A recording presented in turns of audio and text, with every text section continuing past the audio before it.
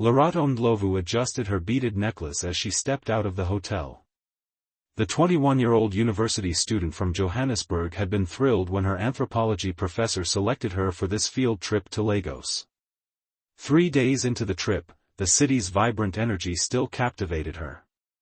"I'll just explore for an hour," she promised herself, slipping her phone into her handbag. The bustling streets welcomed her with a symphony of hawkers, motorbikes, and laughter. Lerato wandered through a marketplace, admiring handcrafted jewelry that reminded her of her grandmother's collection. She purchased a pair of earrings made from recycled glass beads, chatting with the elderly vendor about their symbolism. Time slipped away unnoticed. When Lerato finally checked her watch, the sun was already setting. "Oh no," she muttered, realizing she'd ventured much farther than intended. Pulling out her phone to check her map, her heart sank. The battery had died. Looking around, nothing seemed familiar. The once welcoming crowds now felt overwhelming as she tried to retrace her steps. She approached a woman selling fruit. "Excuse me, do you know the way to Oakwood Hotel?" The woman shook her head apologetically. Lerato thanked her and continued walking, anxiety building in her chest. After another 20 minutes of uncertain navigation, the streets grew quieter and less populated. The shadows lengthened as daylight faded. That's when she noticed him, a tall man in a faded denim jacket, watching her. When their eyes met, he didn't look away. Instead, he began walking in her direction. Lerato quickened her pace. So did he. Her heart hammered against her ribs as she turned down a side street, hoping to lose him. But when she glanced back, he was still there, closing the distance between them. His expression sent ice through her veins. "Stay calm," she whispered to herself, scanning for somewhere safe. But the unfamiliar neighborhood offered no sanctuary. When the man called out, "Hey, pretty girl," Lerato abandoned all pretense. She ran. Her sandals slapped against the pavement as she sprinted down the darkening streets, the sound of heavy footsteps gaining behind her. Tears blurred her vision as she turned corner after corner, lungs burning. In her panic, she spotted an expensive-looking car with a door slightly ajar in a quiet driveway. Without thinking, she dashed toward it, yanked the door open, and threw herself inside, ducking down in the back seat. Her pursuer's footsteps approached, then paused. Lerato covered her mouth to silence her breathing, praying he hadn't seen her. After what felt like eternity, the footsteps continued past. Just as relief washed over her, the driver's door opened. Lerato froze. Sibusiso Masilela slid into the driver's seat of his midnight blue Aston Martin, loosening his tie after a particularly exhausting board meeting. At 34, he'd built his tech empire from a small startup in Cape Town to one of Africa's most valuable companies, but days like today made him question if success was worth the constant pressure. He was about to start the engine when a small sound from the back seat made him freeze. Turning slowly, he caught sight of something shifting in his rearview mirror. "Whoever you are," his deep voice commanded, "show yourself now." Lerato emerged from her hiding place, trembling. "Please don't hurt me," she whispered, tears streaking her cheeks. "There was a man following me. I didn't know what to do." Sibusiso's stern expression softened as he took in the young woman's genuine fear. Her elegant features were tight with panic, her hands shaking as she clutched her handbag. "I'm not going to hurt you," he assured her, turning fully to face her. "Are you all right?" Lerato nodded hesitantly, still pressed against the leather seat. "I'm sorry for hiding in your car. I got lost, and this man started following me." Her voice broke. "Take a deep breath," Sibusiso said. "You're safe now." He reached into the glove compartment and handed her a bottle of water. "I'm Sibusiso." "Lerato," she replied, accepting the water gratefully. "Where were you trying to go, Lerato?" "Oakwood Hotel. I'm here on a university trip from South Africa, and I got turned around exploring the city." Sibusiso nodded. "I know exactly where that is. I can take you back. Relief washed over her face, but then suspicion clouded her eyes. How do I know I can trust you? He smiled, appreciating her caution. Smart question. Look in my wallet. He handed her his leather billfold.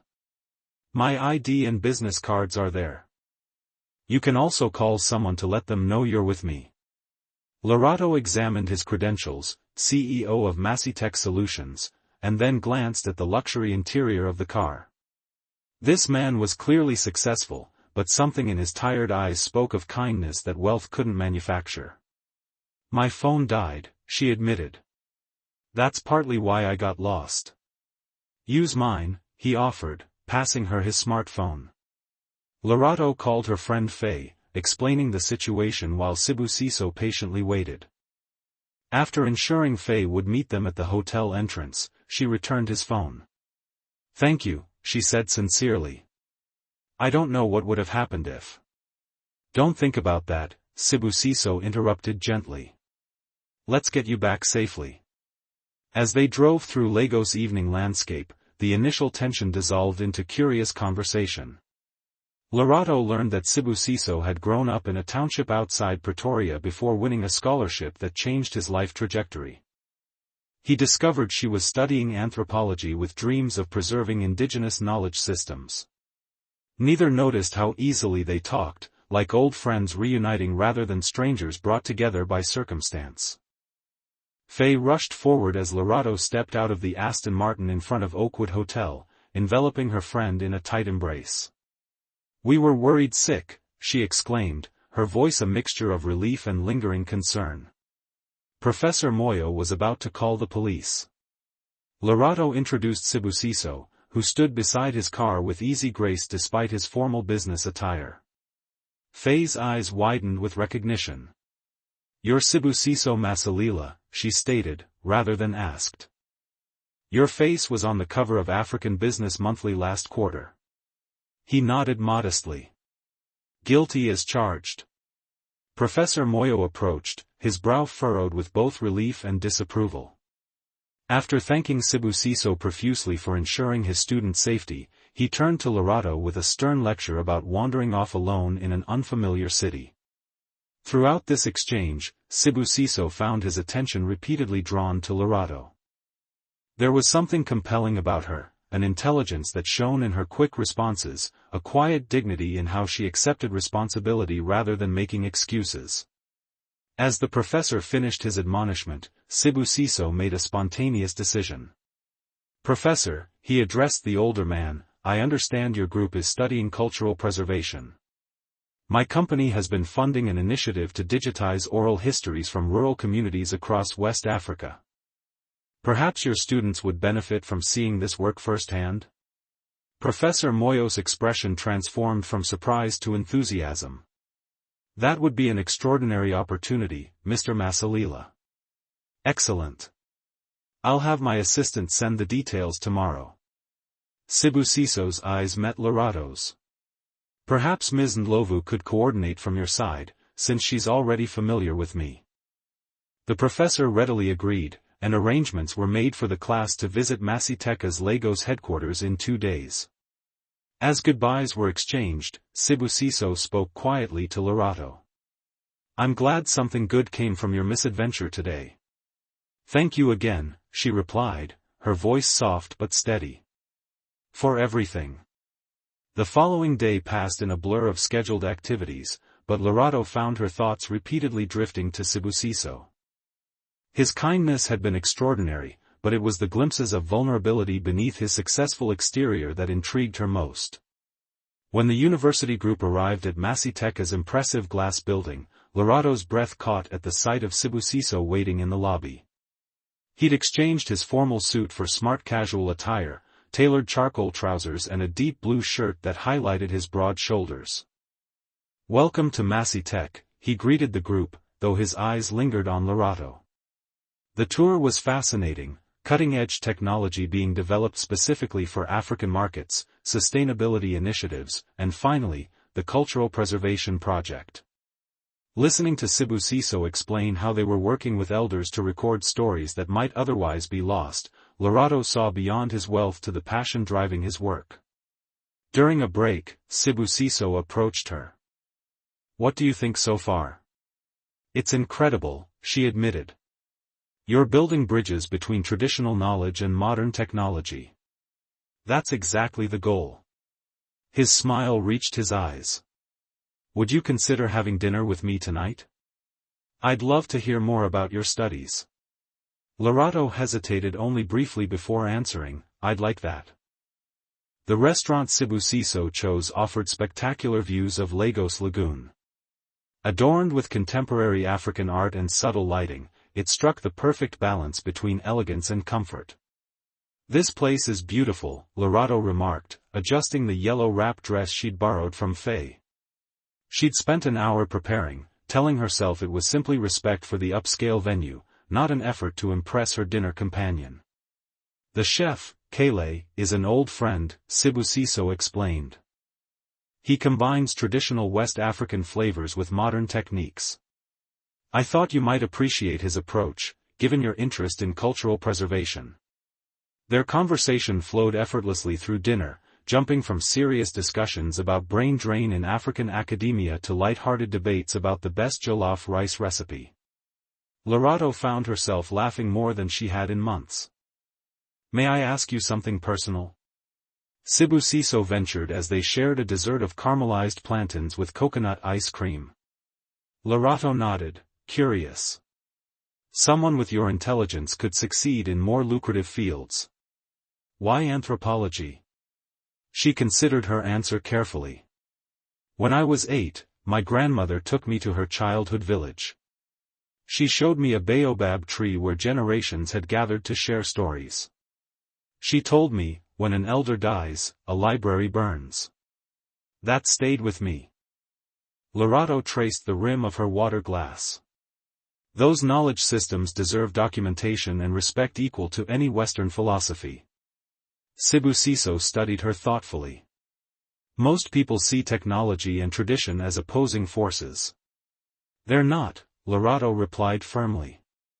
"They're complementary when approached with intention." "Exactly what I've tried to build my company around," he said, a new warmth in his voice. "Most investors just see profit margins." As the evening progressed, Sibusiso shared his own story, losing his parents young, being raised by an uncle who emphasized education above all else, the loneliness that often accompanied his success.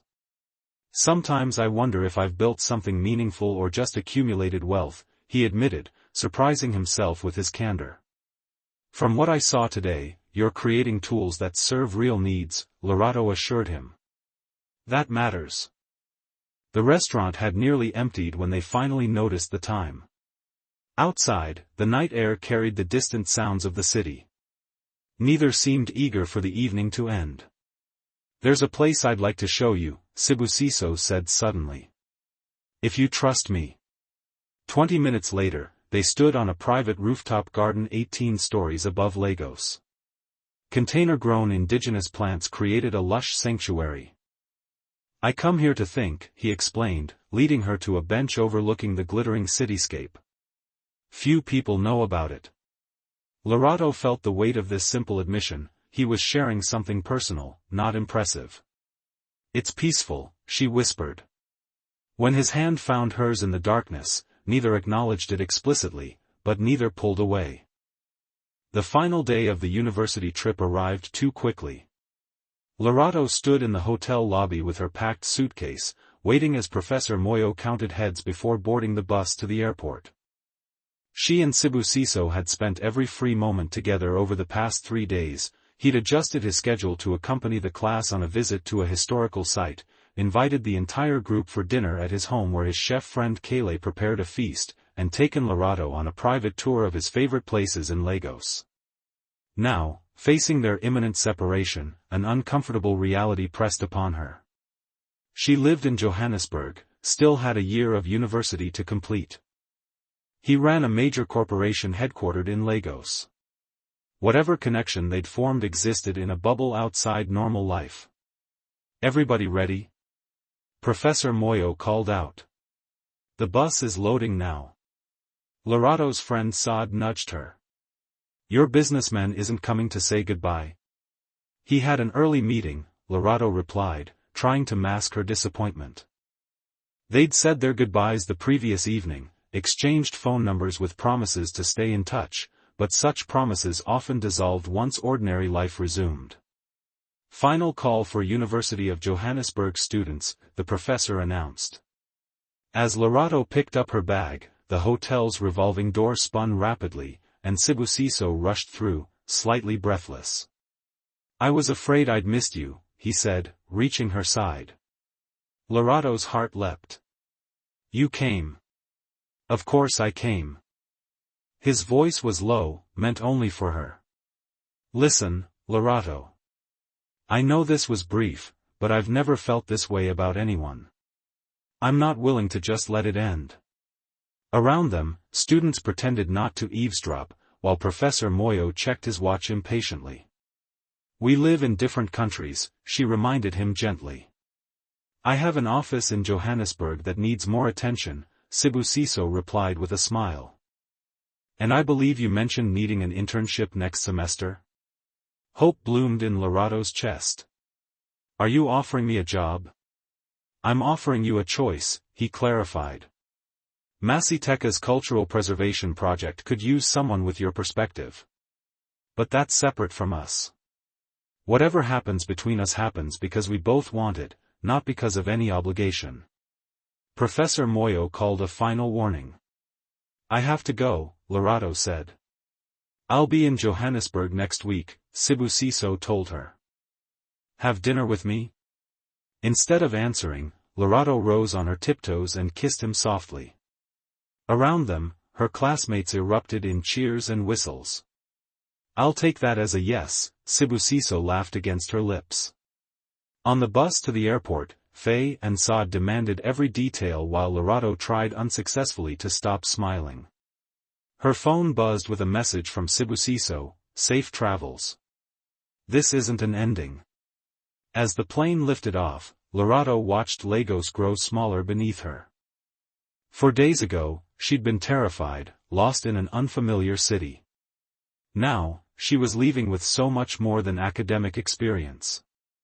Sometimes getting lost was the only way to find what you never knew you were looking for.